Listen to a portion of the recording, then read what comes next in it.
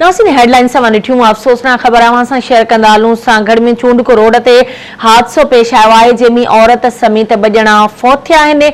हादसे जे नतीजे में औरत लाॾा चांडियो ऐं वली मोहम्मद फौत थिया आहिनि। हादसे खां पोइ ट्रैक्टर ड्राइवर फरार थी वियो। अहम ख़बर खां नासिन अवां खे आगाह कयूं पिया। हादसो पेश आयो आहे सांगड़ में चूंडको रोड ते जंहिंमें औरत फौत थी वई आहे। हादसे जे नतीजे में औरत समेत 2 ॼणा फौत थिया आहिनि। लाॾा चांडियो ऐं वली मोहम्मद फौत थिया आहिनि। इन हवाले सां तफ़सील मालूम कंदासीं। आवाज़ जो रिपोर्टर एडी कुंभर असां सां लाइन ते मौजूद आहे।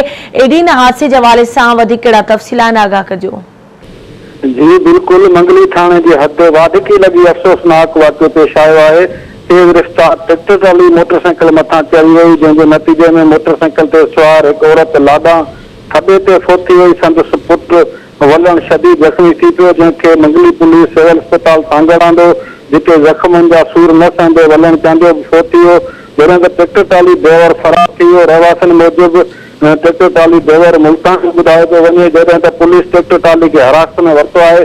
ॿिन्ही जा जेके माउ ऐं पुट जो लाश सिविल अस्पताल सांगड़ आंदो वियो आहे, जिते ज़रूरी कार्रवाई बाद वारसनि हवाले कयो वेंदो। ठीकु आहे, मुंहिंजी वॾी महिरबानी एडी तफ़सील खां आगाह करण जे लाइ।